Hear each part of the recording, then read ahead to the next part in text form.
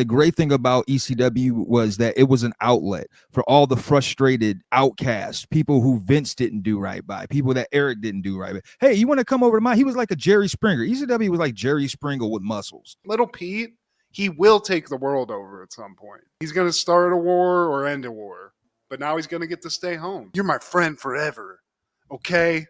Yeah. And I'm not saying it's going to happen, but you might be champion. I'm not going to be nice to you. I'm rooting for you, my friend. But if you win, it's all going out the window. Happened in the 90s. This time around, I want to do something different. And this is going to be a reaction bit for Matt. This is something I've seen quite a few times over the years, but I'm genuinely interested into how you'll respond to this. This is a video that, I don't know, it precurses the greatness of Steve Austin. It's basically the connection from WCW to WWF. He had like a slight sojourn, as they say. He had a cup of coffee in ECW, a real brief stint.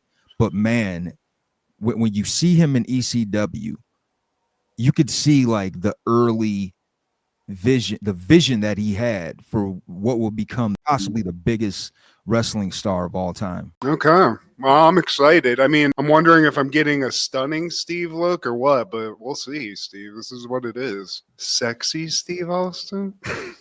A 1 cup of coffee that involves Steve Austin and ECW's monumental. Hi, I'm Beulah, and welcome to Beulah's Box. This week, my box is going to get an up-close and personal feel for something that's a big stick of dynamite. God bless.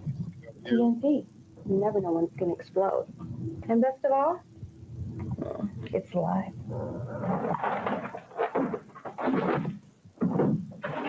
Hello, everybody, and welcome to Monday Night War, where the big boys play with each other. I apologize for the balloon.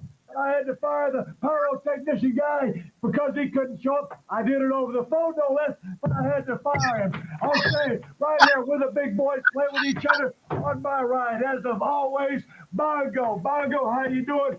Okay, the Brain couldn't be here tonight. Head over here to where the Brain's supposed to be. Brain couldn't be here, so I had my secretary leave a message on his answer machine, and when he calls me, I'm going to fire him on the phone just like I did Austin. Because that's the way I deal with people. I'm not a very brave man, and that's the bottom line. Okay, big show tonight. Like I said, if you're watching another channel, get over here. If you're thinking about watching another wrestling promotion, don't do it because this is the only one that's live. Okay, big main event tonight. Never before seen on TV. The most dangerous match in the world. And you're going to see it right here on Monday Night Will. Oh, yeah. Yes, right here on Monday Night, bottle of Geritol on a pole match. First time ever in the world. You're going to see all the old codgers here in our organization, and they're going to be scrapping around and using their walkers, trying to keep the dentures in, and they're going for it because this is the hottest show on TV. Brother, this is the bottom line. We're number one. Did I repeat that I already fired the Brain over the phone? Oh, yeah. This is where the big boys play with each other. Oh, yeah. Did I tell you that we're number one? Okay. I'm going to go. Okay. The cameraman's coming. We got to go to a break. I'm going to tell you right now. I don't know the names of any of the holds, but I'm going to sit here and bubble around and bubble around. And if I put you to sleep, if I don't put you to sleep, the matches probably will. So bear with us. This is Monday Night War, and we're live. Yes, dude. Geritol on a string match. I love it. Dude, I mean, it's funny when somebody that's just like a scary looking person is hilarious as fuck. I mean, obviously, Steve Austin's got a great sense of humor. That's fucking great. And, you know, knowing what we know now, it makes it even more brilliant because the story goes that he got fired via fax machine. Wow, that's balls right there. Yeah, and he felt like that was a cowardly way of doing it. I mean, rightfully so, it is. And so obviously he felt a certain way about that, man. He left WCW on not so great terms. Paul Heyman, who he knew from his stint in WCW, he threw him a bone. Was like, hey man, you want to come join my federation and see what you can do? So he's like, sure. And the great thing about ECW was that it was an outlet for all the frustrated outcasts, people who Vince didn't do right by, people that Eric didn't do right by. Hey, you want to come over to mine? He was like a Jerry Springer. ECW was like Jerry Springer with muscles. Come over here and hey, you can also talk shit if you want to. Yeah. Like, please talk shit openly about these federations. That's Right. great, dude. Stone Cold Bischoff. I love that. By the way, we're live. I forget to tell you we're number one. This is where the big boys play with each other. Bongo, get the hell out of here. Brain, I already fired Brain over the phone. That's how I do stuff. That's Oh. great, Steve. That's a good one. I've never seen that. I love that. That's just one of the best promos I've seen, honestly. Easily, man. You see the genesis of greatness. This is Steve G and Mad G with Happened in the 90s, a show where we talk about what happened in the 90s. So get out your Cisco CDs and your 6 Sense tapes. And everybody, if you can, do the bot man. Shake your body, turn it out, you bad man. Front to back to the side, yes you can. Everybody in the house, do the bot man. Everybody, if you can, do the bot man. Shake your body, turn it out if you're a bad man. Front to back to the side, yes you can. Everybody in the house, do the bot man. Remix. Slightly better version, Steve. Thank you. Today, my friend, we're talking all things December 4th in the 90s. Starting off in 1990, Brand Nubian would release One for All. Slow down. Slow down. This is like the rappers rap group, I feel like. This is somebody I've heard of a lot. Tried to listen to the whole album. It's good. It's fantastic, but 5-minute song, every song, guys, appreciate it. But the samples are fantastic, and I feel like if you're like Steve and is like very musically inclined, this is somebody that you probably do like, because everybody who I respect their taste mentioned this group. I liked what I heard, Steve. I appreciated the music aspect. Rapping wise, the lyrics, I feel like they didn't age. That's just my opinion. This is the, I guess, precursor to the figgity jiggity higgity higgity, because you hear a little bit of that in this album. And the three guys, Grand Poobah, Lord Jamar, and Sadat X, great lyricists, but I don't know, man. In 2025, I feel like I have to set myself back to 1990 to fully appreciate this. Yeah, I mean, it definitely is like a bygone type of music, and some of it doesn't age well. This you can still listen to, though. I agree, though. It's a little bit dated. Let's put it like that. But shout out to Brand Nubian. On that same day in 1990, the Simpsons would release The Simpsons Sing the Blues. I was thoroughly impressed.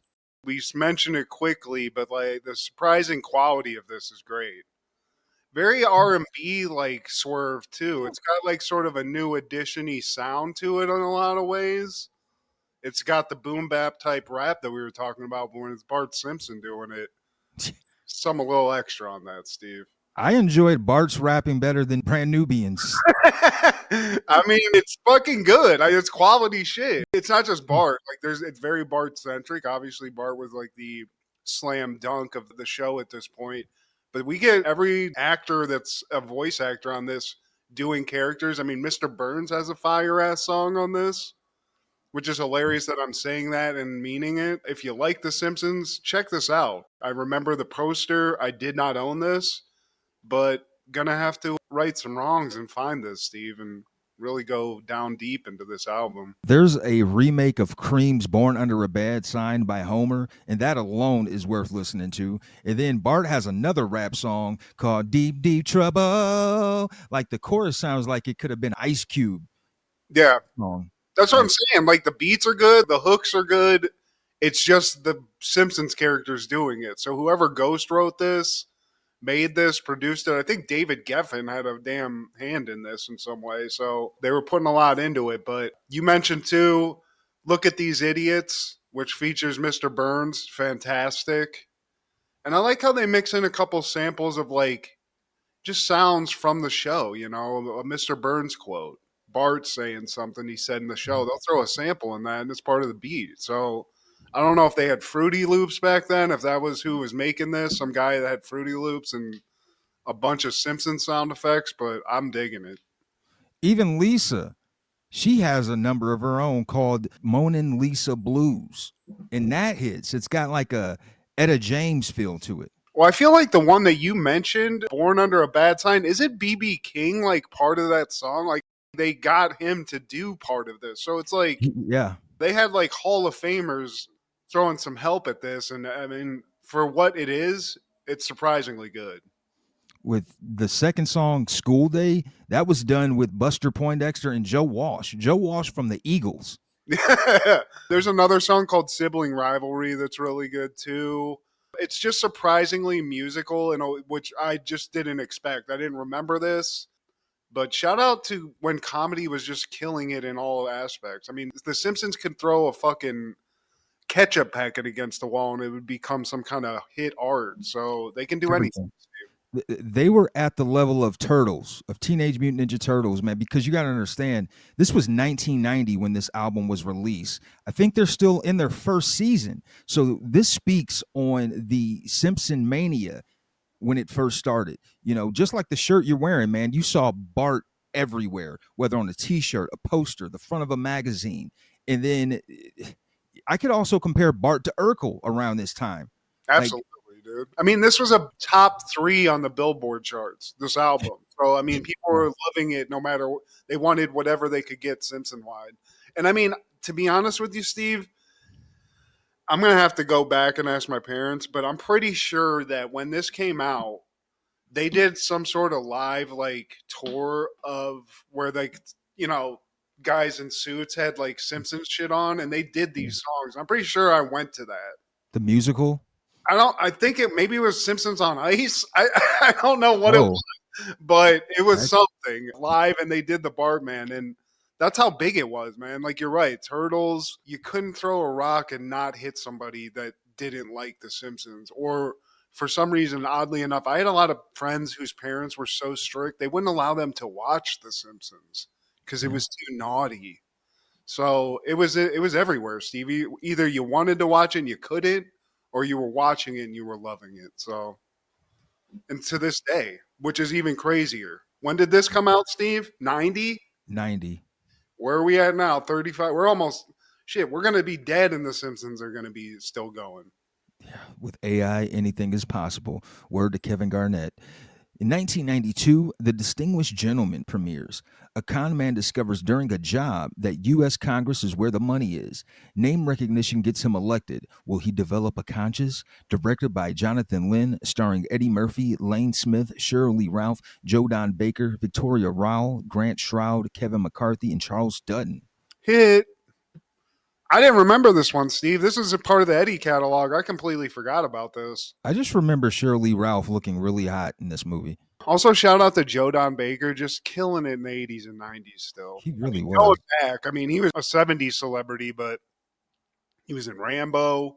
Shit, he's in this. He's in everything. Joe Don Baker, shout out. Look him up. And there's that Lane Smith again. True Value, Tommy Lee Jones. I thought it was a third guy, but it is him. Lane Smith is that guy. Yeah. Yep. I'm trying to go through Dutton, obviously. Charles S. Dunn's a fucking Noble Willingham. That's another big name that we've seen before. Walker, Texas Rangers, CD. Yeah, dude. Noble Willingham. He's in something else that I forgot about that we just talked about. I already know. I'm going to get it. Get it, Steve. Della Reese. That's the other person I was trying to think. I was like, even fucking Della's in this. Even Della. I like it. I like them using con men to show you how close it is to politics. He does get a conscience. Spoiler alert, guys. Eddie gets a conscience. He befriends like some politician, finds out how crooked politics is, somehow gets into politics because he's a con man and starts getting a little money off of it. But then he realizes like there's actually some negatives to all this free money you get as a politician. And I think, if I'm not mistaken, there's some sort of like chemical or something giving people cancer that he finds out about.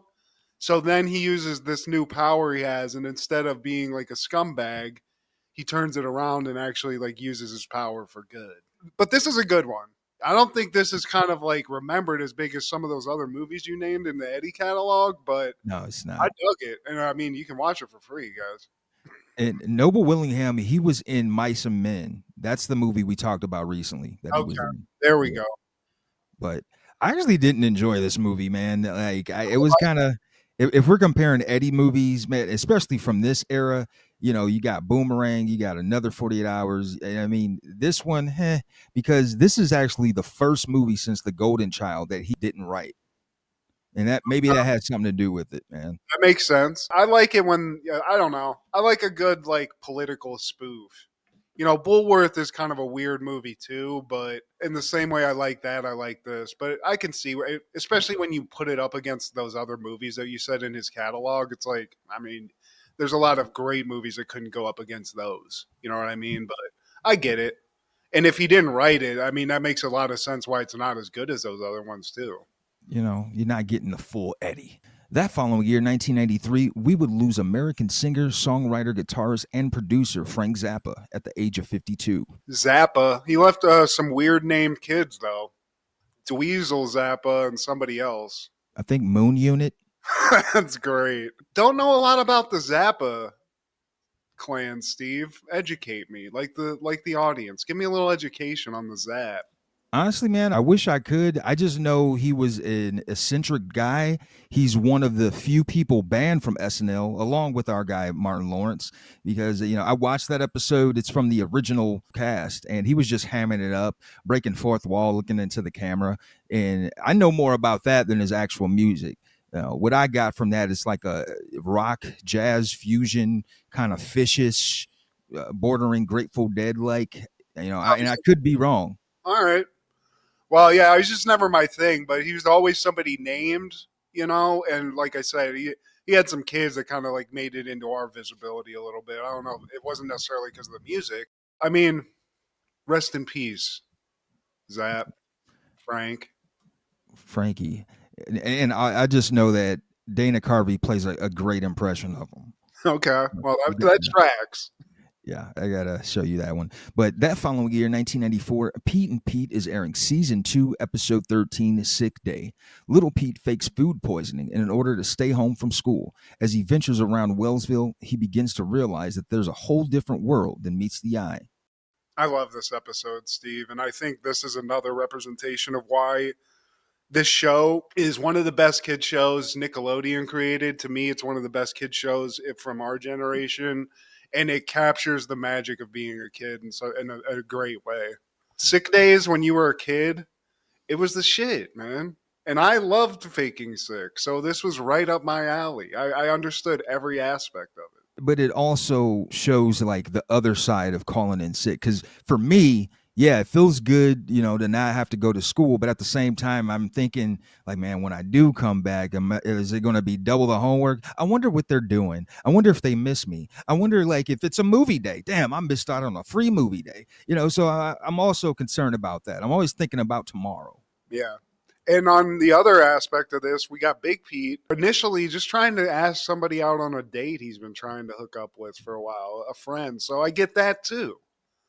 We got a lot of fun stuff on this episode. Sick days. And a lot goes into it. So right away, we get Big P kind of giving us these explainer narrations at the beginning. He explains that, you know, in Spain, it's Dia Infierno, sick day. In Hungary, it's bed take nap. It sounds like bed take nap. I don't know what he's saying. If you're sick, staying home can save your life. But if you're not sick, Steve, it's the best day. And you might learn a thing or two, just like Little Pete. There are no breaks, no vacations, no holidays between President's Day and Easter. So during that period, the students are struggling. Only the strong survive. Like Monica Perling, she uses her skills as a Cub Scout to find nutrients, the essential nutrients. Then we see that the teacher is LL Cool J. LL, I forgot he was one of the cameos in this. A lot of cameos, but didn't realize that. He's a very cool looking teacher, Steve. I gotta say that. It's LL Cool J. He looks cool everywhere. But along the way, Lil Pete, as he's shuffling through his thoughts, he's like, man, this sucks. I can't wait for another holiday. Then he has a revelation. Sick day. Sick day. Hell yeah. And we get to see the logic of a kid, Steve, because first item on a sick day plan, you got to come up with the excuse that's going to get you the sick day, because that's barrier one. You got to let the guardian, they got to sign off on this. So he's sitting there talking about it with Big Pete because he's open. I like this. I like the brotherly camaraderie where he's like, look, man, I'm going to do a sick day. I like that. Big Pete's like, how are you going to pull this one off? And he's like, you know what? I'm thinking of going with the big dog. Food poisoning, you know, because there's cold, there's flu, diarrhea even, right? These are easy ones to do, and I tried those, but sometimes it doesn't work, you know? Big Pete's like, man, food poisoning, that hits all 3 U's, and the 3 U's are unusual, unpredictable, undetectable. And if you do those, you're going to get to stay home, Steve. So food poisoning is on the docket, and little Pete's even going to throw a little extra on because he's like, look, this might give me the ultimate 2 days off. Yeah. Watch. At first, Big Pete thinks it's impossible, but then he thinks about Lynn Tinglehoff. He used mind control to keep his temperature at 101 for 3 days. And then there's Margaret Stagg. She epoxy glued her lips together, and she had to eat lamb chops through a straw. And then there's Dewey Munson, who faked his own death and changed his identity. He was last seen in Flagstaff, Arizona, Steve, living with his uncle and aunt. These kids are legends. Pete's trying to get up into that echelon. So he's got his big brother in cahoots at this point.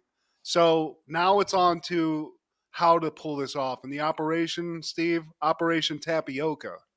He's already thought of this. So in order to do the food poisoning, he's secured a Fugazi tapioca pudding label with an expiration date far back. So this is well beyond something even I did. You know, empty can. An empty can. So he's going to trick his mom into thinking he ate like month-old tapioca. Me, I would have just taken a hot tea. My throat's hurting, Steve. Throw the thermometer in the tea for a couple seconds. Get it going up to close to 100. Put it back in. You got a fever, Steve. That's how Matt did it. Or near a light bulb. Operation Tapioca. They wake up.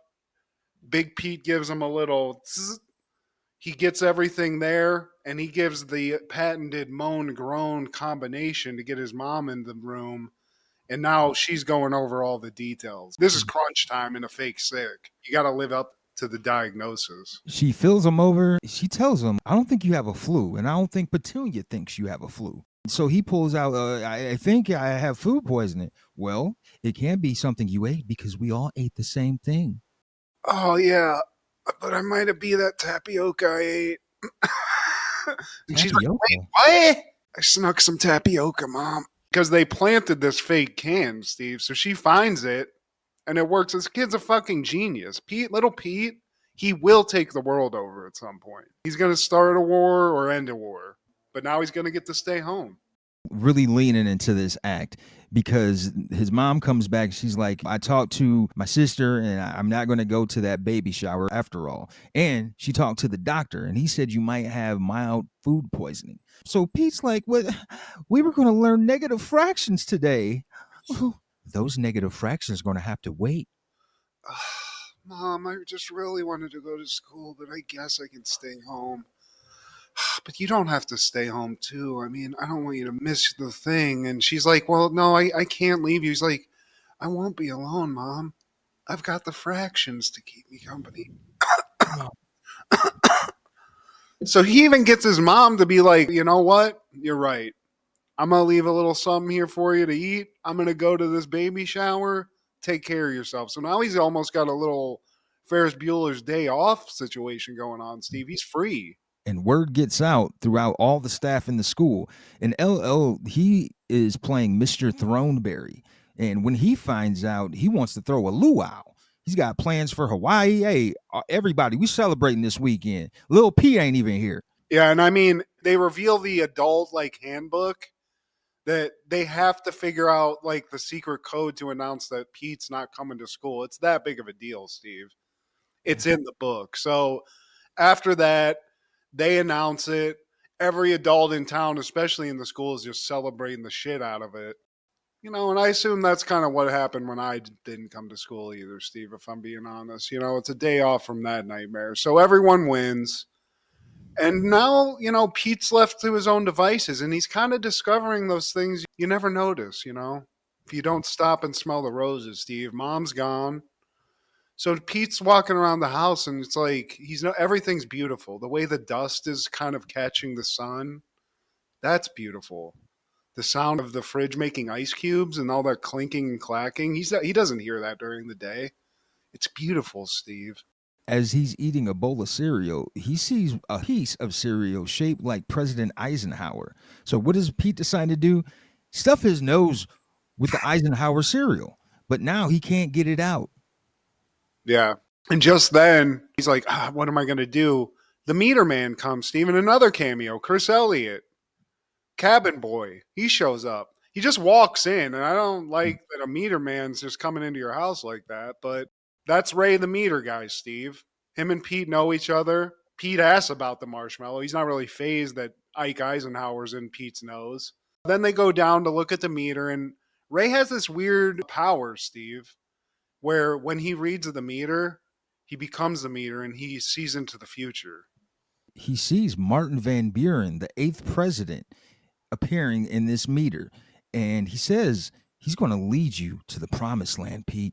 He's like, he's not going to lead me anywhere. I'm not going anywhere. I can't be seen in public. I can't ruin this scam that I got. But Ray's like, look, man, the meter's spoken, okay? I can't explain what I see. I can just tell you what I see. Because he goes into like a trance looking at this thing. So Ray leaves.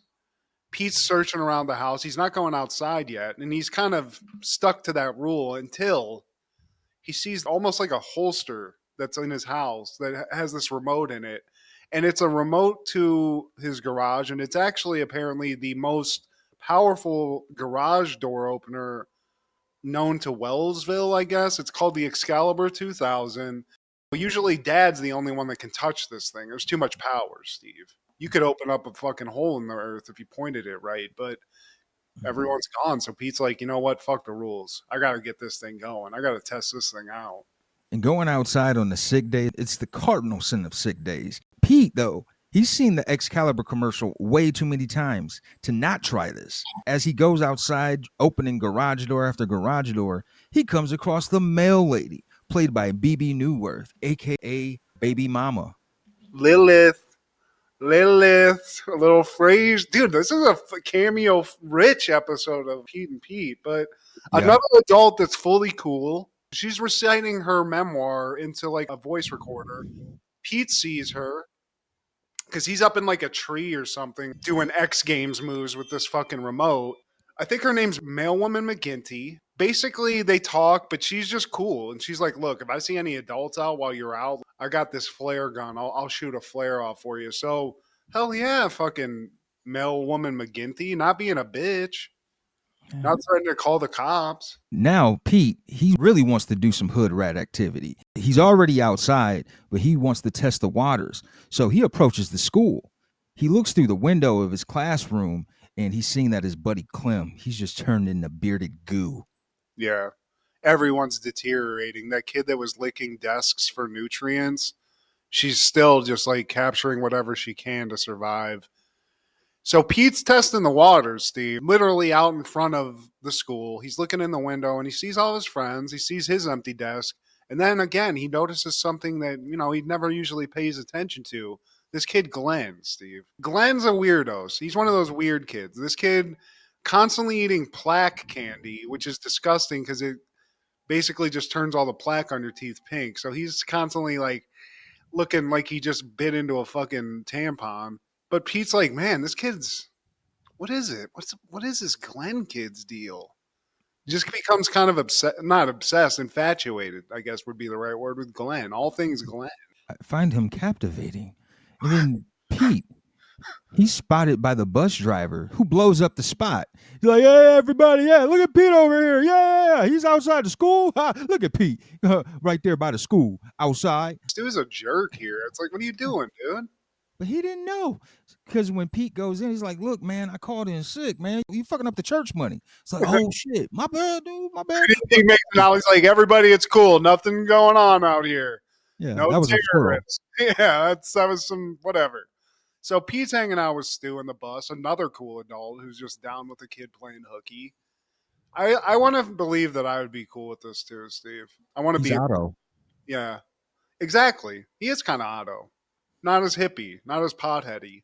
Wellsville version. Yeah. Exactly. And Pete's like, dude, I'm off today, but like, what do you do all day? You just drive us around before and after school. And he's like, he just starts opening and closing the bus door. And I guess that's all he does. Technical stuff, Steve. Technical stuff. You Yeah. wouldn't get it. Pete asks him like, hey, man, we ain't got nothing to do. You want to drive me around for a little bit? And again, Stu, cool dude, takes him on a drive. Even though he didn't know Glenn, he knows where his house is apparently, because he has Stu drop him off at Glenn Worrell's house. But it's now 2:00. Pete needs to look around. He needs to unlock the mystery that is Glenn Wordle. But Stu has to bounce because it's 2. He can't fuck up the gig. He's got to get back to school. So Pete goes into like the garage of this kid's house, which is kind of weird. It's just a kind of a B&E situation, or at least some trespassing. Yeah. And he's looking around. And wouldn't you know it, Steve, somebody mentioned Martin Van Buren, Ray, the meter guy. Well, I'll be damned if Martin Van Buren isn't on Glenn's garage door wall, stuck to the wall. It's actually one of those marshmallows. It's not up to Pete's nose. An exact replica. But Mom is returning home. So bus man, he signals the meter man, who signals post lady, who shoots up that flare that alerts Pete. I love it, dude. It's fully on. It's the end. He's got to rush home. But before he actually kind of gets into that, he actually crosses paths with Glenn, Steve. It's this whole like circular thing. It all connects. Turns out Glenn's kind of a cool kid. He enjoys shoving marshmallows up his nose. And he even points like, there's only a little bit of Ike hanging out of Pete's nose. And he's like, hey, is that Dwight D. Eisenhower hanging out? I got him stuck on my nose 2 weeks ago. Yeah, dude, I had a Truman. And even as a solution to get it out, he's like, you just got to get some static electricity. You touch a doorknob and that fucking thing shoots out. So Pete's like, you know what, dude? You're pretty cool. And thanks for the plaque candy. Gonna give that a shot when I get home. As Pete's rushing home, I love the disgusting plaque candy smile that Glenn gives him. Because they do a Ren and Stimpy like zoom in a couple of times on this gross plaque mouth that he has. And it reminds me of those kids that you would know in like elementary and junior high that had braces and would just talk to you with like an egg salad sandwich piece stuck in it. Yeah, smelling like pee-pee. Yeah, he runs home and he does the static electricity method where he rubs his feet on the rug and then touches a doorknob. And Big Pete is here at this point. He's home. And Little Pete's like, hey, man, get out the way. You'll thank me later. So after the static electricity thing, he shoots Eisenhower out his nose and it lands right on the wall. Just missing Pete. Big Pete. Almost took his eye out. He's like, I'm home free. I've covered every box. And then he realizes going through his pockets, he kept the damn Excalibur 2000 garage door opener. And worse yet, he left his garage door open. And if his mom sees that, she's going to know. She's going to know he was out. So, I mean, this is fantastic, Steve. He realizes it, tries to get a shot off, but he can't like get the angle because he's behind the garage. So he has to pull a freaking Matrix like ricochet maneuver off of the steel plate in his mother's head, which gets its own credit in the intro. Yeah. And he pulls it off, Steve. He zings it off of her head, gets the door closed. Might have almost like killed his mother with some sort of like zap that he did in her brain, but he did it, Steve. He's just a genius. We don't got to even put anything onto it. He was able to make it back to bed in time. By the time his mother comes upstairs, he's laying down. Pete's feeling a lot better now. He wants to go back to school tomorrow, but his mom just like, no, I think you need at least another day. But he did it, Steve. It's the ultimate sick day. He's got a new friend now. Glenn's in the wings waiting with that plaque candy. Got an enlarged left nostril. And maybe a new way of looking at the world. Bam, bam, bam, bam, bam, bam, bam. It's a classic, Steve. I wonder, like, as far as the ones you've seen, where does this one stack up? It's up there. It's up there. Just solely off the cameos alone, we got a 3-for-1. Usually in an episode, we might get one cameo, we might get, maybe two at best. But this one, we got a 3-piece. Yeah. And one that even a huge Pete and Pete fan, I didn't remember LL Cool J had anything to do with this show. So shout out to LL. Yeah, man, one of the goats.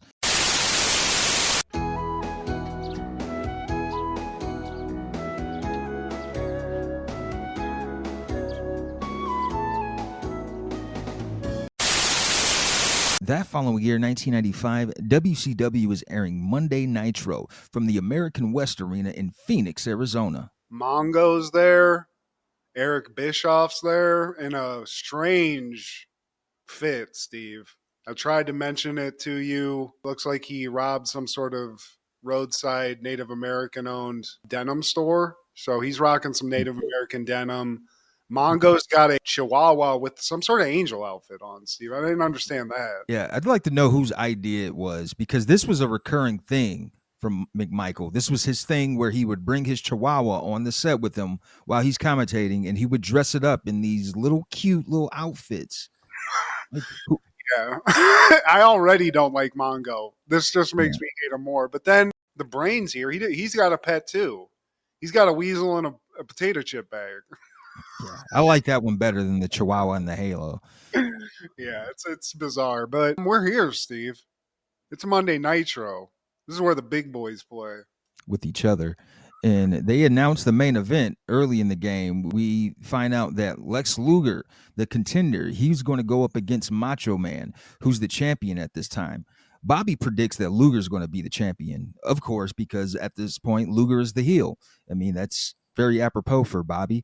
And the first match, though, is the American males, Marcus Alexander Bagwell and Scotty Riggs versus the Harlem Heat sucker, Booker T and Stevie Ray with Sister Sherry. I don't know. Sister Sherry's stepping out, though, Steve. I don't like that. We'll get to it. Before we get into the match, and just, I am sorry. You're my educator. Scotty Riggs, know the name. It's not from the American males. Why do I know Scotty Riggs' name, Steve? Who else? I mean, he played a guy named Scotty Riggs. Was he in Raven's Flock? He was in Raven's Flock as Riggs. Okay, there we go. That's what it was. I was like, Scotty Riggs.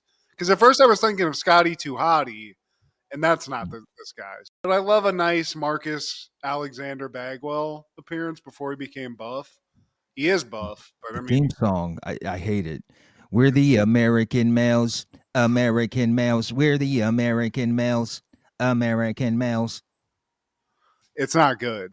But that's why they're going up against Harlem Heat, Steve. Booker T, Stevie Ray. They're not whatever they were calling them before this. Kane and Cole. Yeah.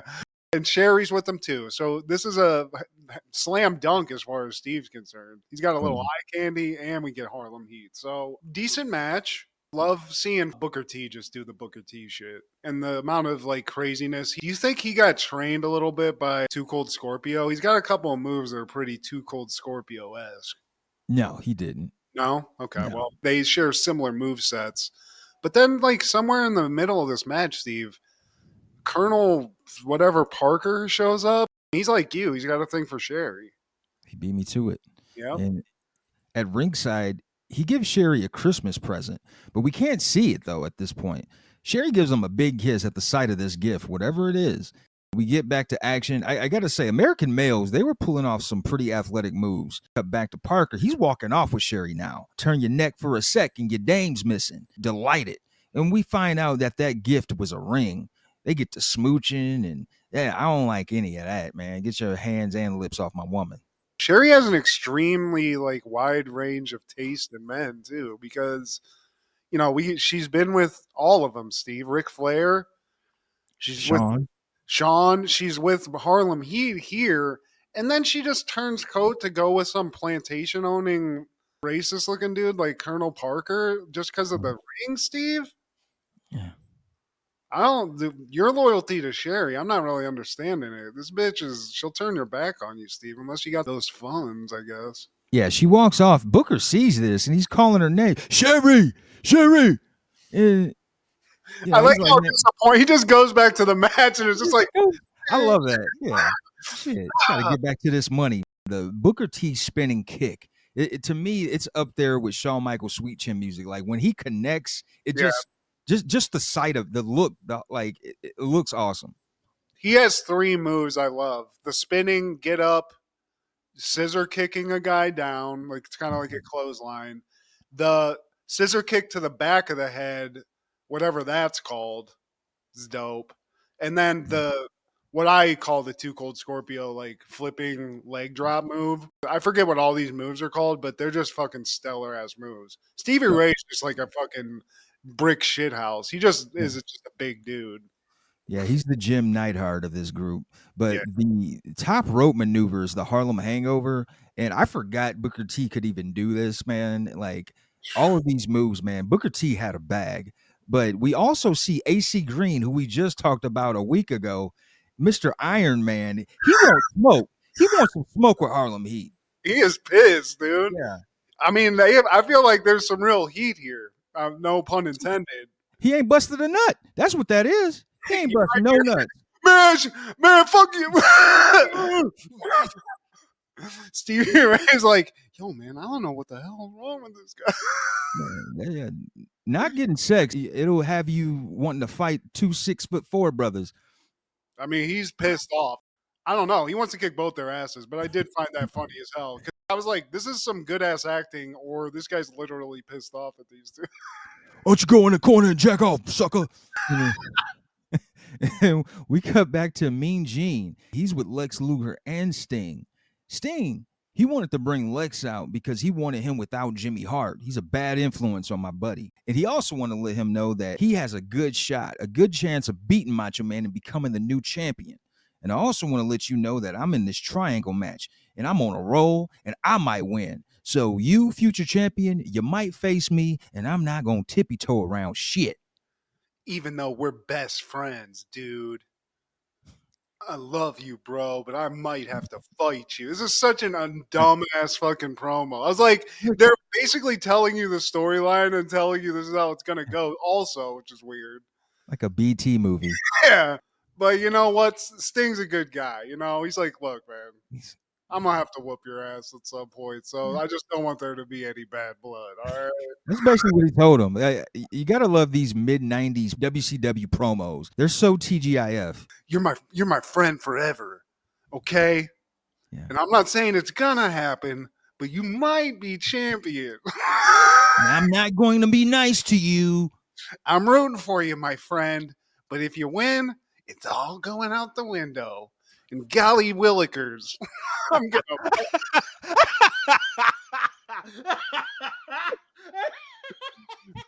It doesn't make any sense. And also, it's like one-sided because you know whoever was like planning this is like, look, we can't have Lex say more than like 5 words because he's going to fuck it up. So we got to just like keep it long, Sting. Stretch it out a little bit. By golly. Shucks. You know, Brother, I'm telling you right now, if it wasn't for the good Lord and all these great Christian people in this audience, yes. I'd throw 5 across your face. Right, Phoenix? Right? Some pretty women in the house tonight. The best town in all the world, Phoenix, Arizona. Yeah, where the Suns never win. And I guess this serves as his intro, man. We don't even get the man called Sting. Down. He just goes from actually they do. I guess they do cut that after his little promo, but we don't get a full walkout. No. And this is Surfer's thing. We want that. We want the woos. We want the connection with the audience, Steve. He's connected with Phoenix at this point. They could have done right by him on that theme song, man. He didn't ever get a good theme song. I'll be honest. That's one thing Sting was lacking, but he didn't have the music talent that WWE had. Even Mark Henry had a banger of a fucking theme song. Sting, nothing. And he's going against somebody, Steve. I don't remember this person. Kurasawa. Don't even know if the man's alive. I have no idea. It doesn't have a wiki.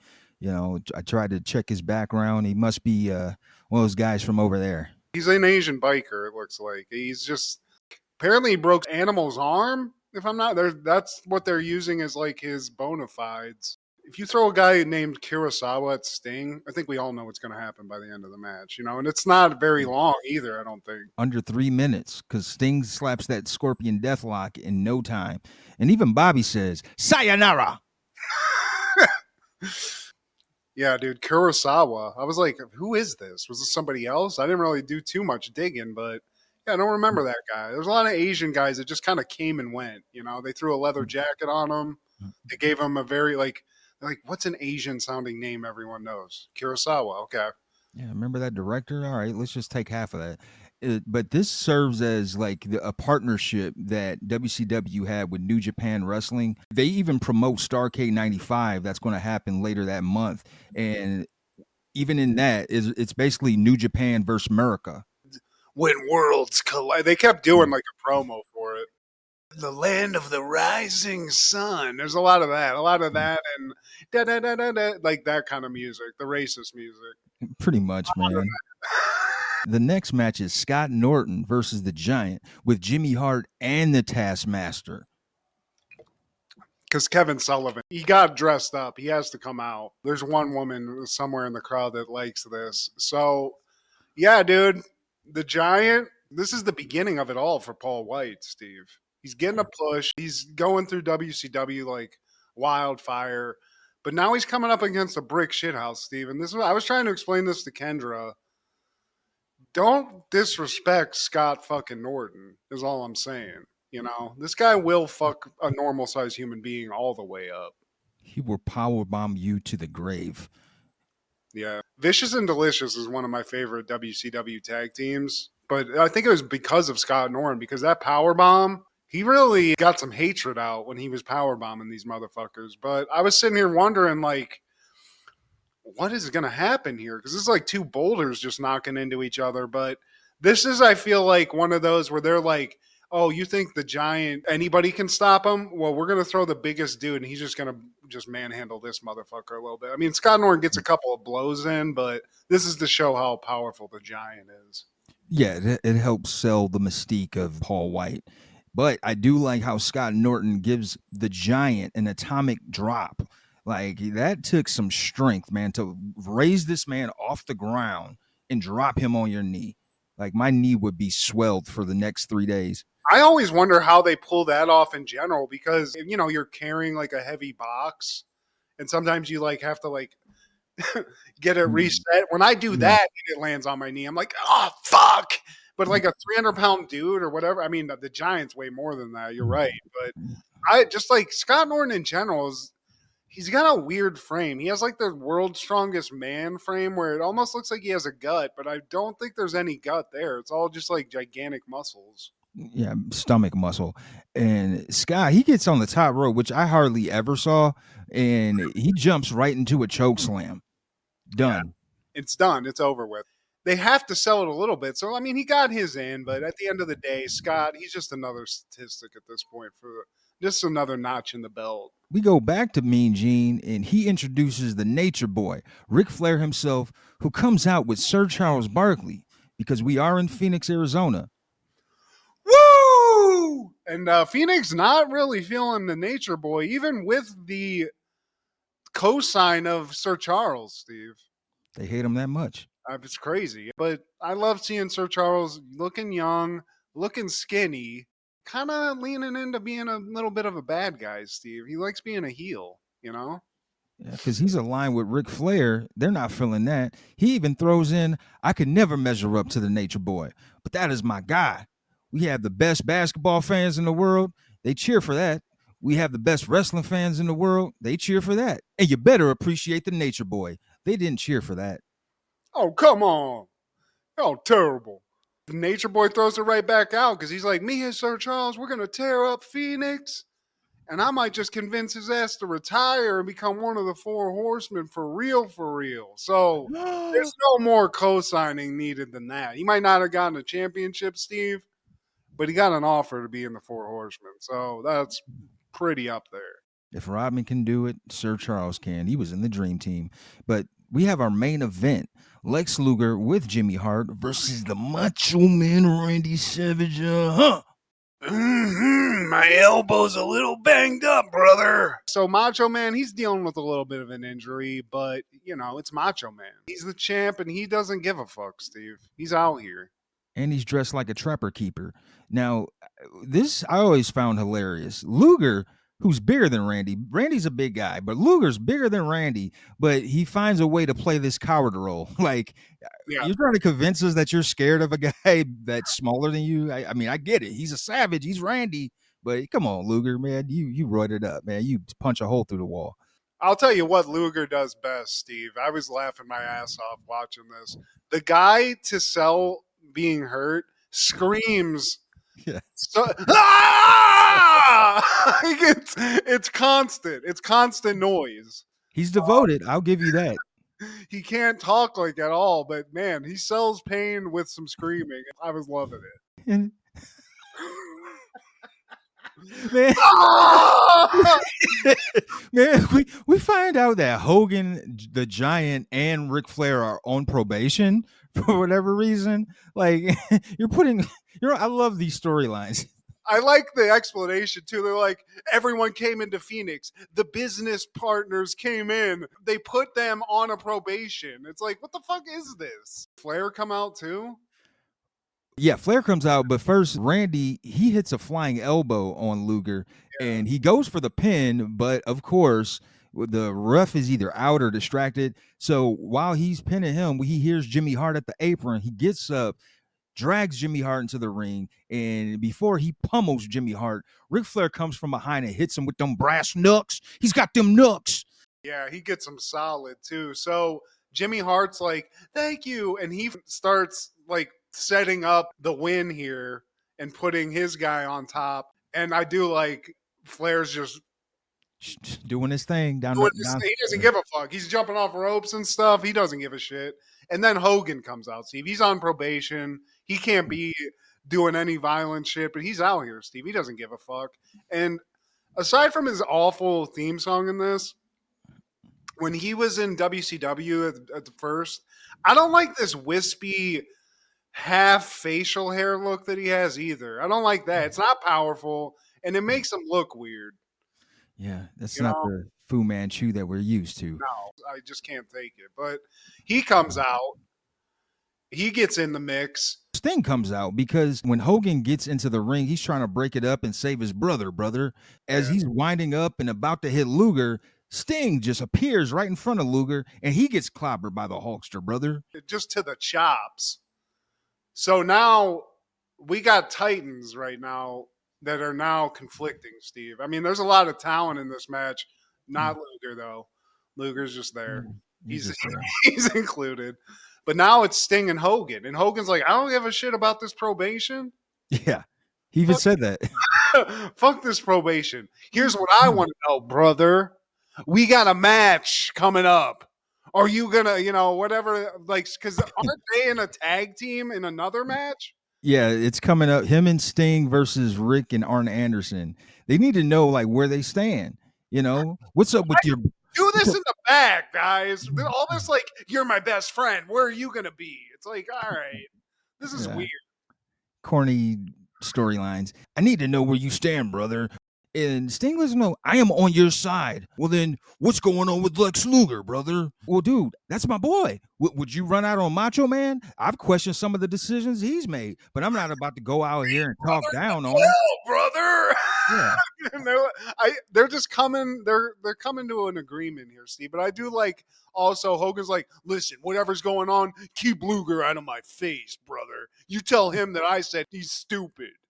And he looks funny. He punked Sting out in this promo, and I didn't care for that because he's just kind of telling, hey, man, yeah, that's cool. We're going to be teammates and you're on board, but dude, keep your boy out of my face. It's like, and then Sting is just like, well, all right, Hulkster, whatever you say, I'll keep him out of your face, Randy, and I'll keep him out of your face, Hulkster.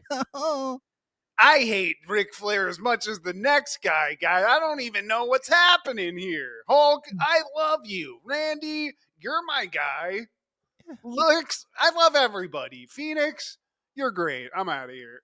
Yeah, Sting is really John Kerry in this fucking promo. Like, He's a fucking politician, Steve. He's surfacing. He wants everybody to just enjoy some tasty waves, you know? I like you, but sometimes I don't like you, but I love you, brother. But Bobby, when they cut back to commentary, he even says, like, man, that wasn't even a real handshake. They bullshitting.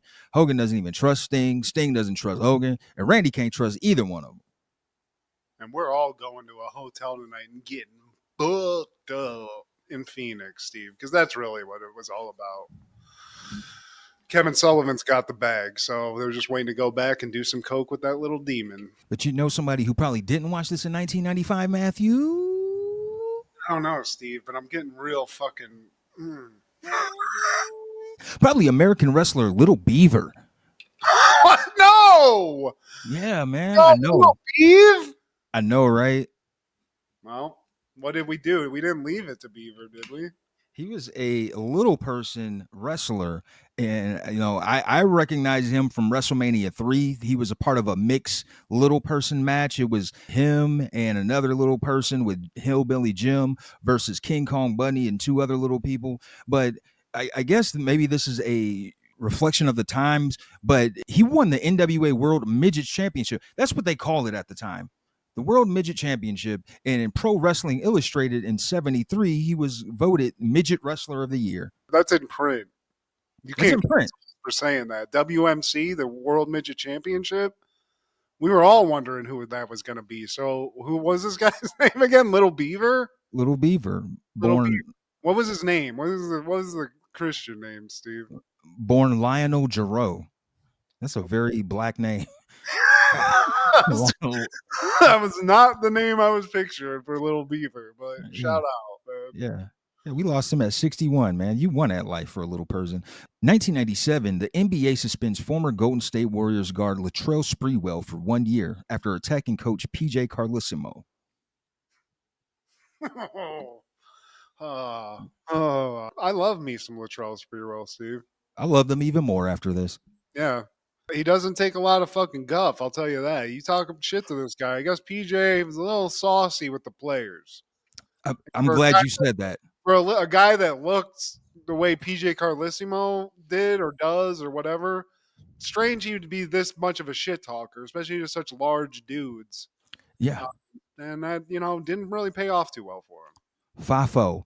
He was talking high power, and I remember when this happened. I think this was our freshman year in high school, and the narrative was that Sprewell was this big meanie that just couldn't control his actions, his behavior. But no, man, with the advent of YouTube, you can watch other players' perspectives who were teammates with him, and they even said man, PJ Carlissimo was doing the most. He was talking high power to Sprewell, and dude just had enough.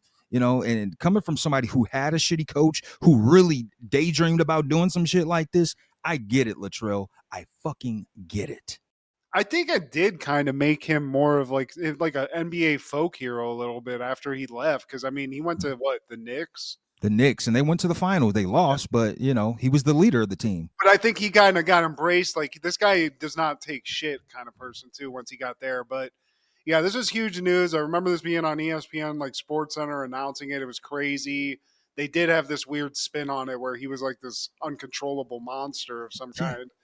But I always love, it kind of also gets lost that he did this. They threw him out of practice, and he came back and tried to beat his ass. So whatever Carlissimo was saying, he couldn't get over it. He choked his ass, tried to clean it, cool off, and came back and tried to beat his ass and throw punches. So yeah, and I'm here for that. Fuck you, PJ Carlissimo. Fuck a bad coach. And what did PJ Carlissimo ever do, Steve? Did he win a championship?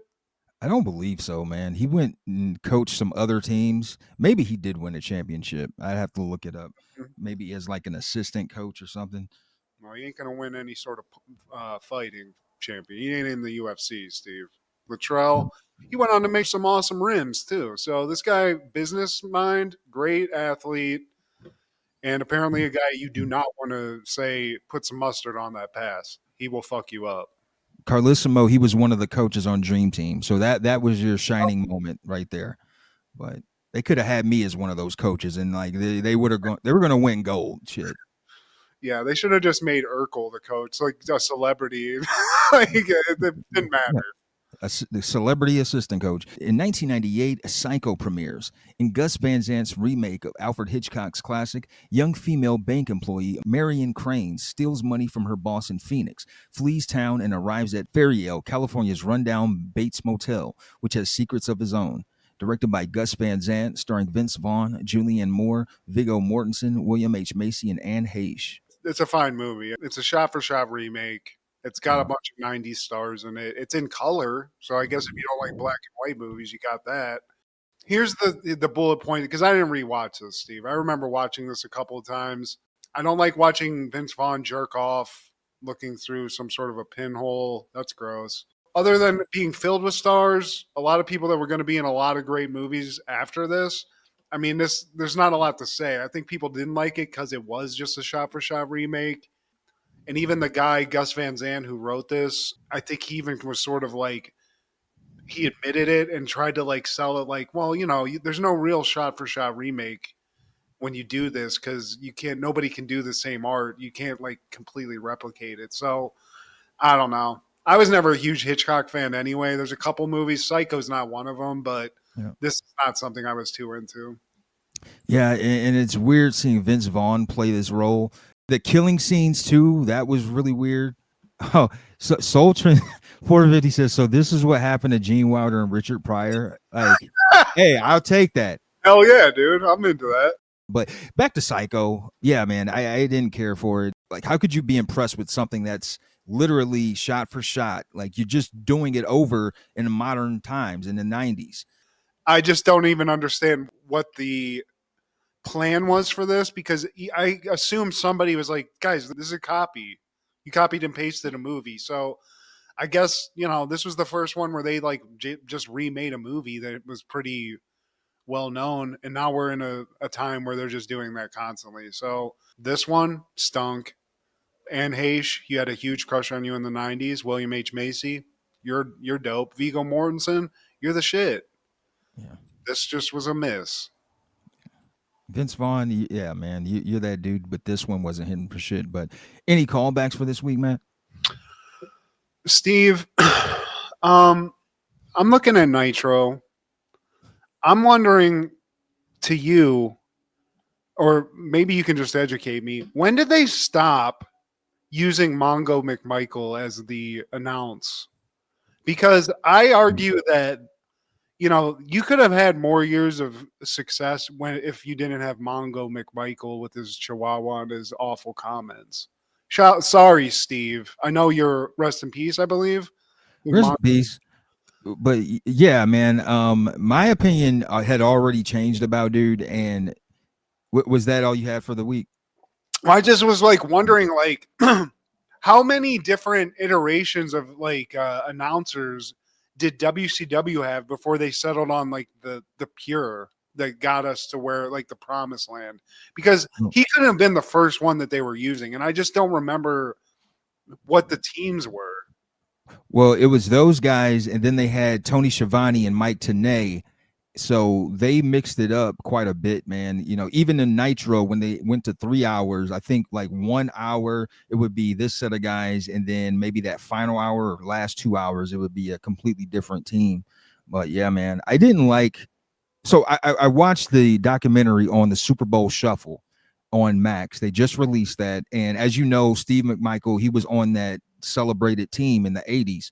So when they made the video, when they like first proposed the song, it was the wide receiver Galt, and okay.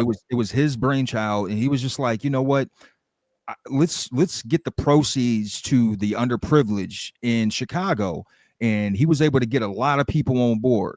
He was able to get a lot of the top guys, Richard Dent. He was able to get Mike Singletary, like all the top guys. But McMichael was one of the people who sat out. He was like, man, yeah, that's not really my vibe. But it's like, dude, why? It's for a good cause. Like even Walter Payton and Jim McMahon, they eventually signed on to it, man. So it's like all these other guys, all the top stars from the team, they're on board, but for whatever reason. And so like, I wasn't really like on the McMichael train anyways, but after hearing that, I'm like, yeah, I'm kind of smooth on dude. But R.I.P. I hate to talk ill of the dead, but facts are facts. It's the truth. That's what happened. That's what one of your teammates said. That is weird as fuck. Well, that speaks on it. So, Mongo, rest in peace, guy. Yeah. But please like, share, subscribe, and comment. Please tell your sister that she's in deep, deep trouble. Check out Food Show Fanatics as well as Crushgasm every Wednesday with Kendra G, our guy Clark the Shark on Podcastle, and Wrestling with Ronzilla on TikTok. This is Steve G and Matt G with Happened in the 90s. Matt was the fat kid, Steve was the black kid. Life wasn't always great, but you know what was? The 90s. Happened in the 90s. Yeah! We ain't here to cause any trouble.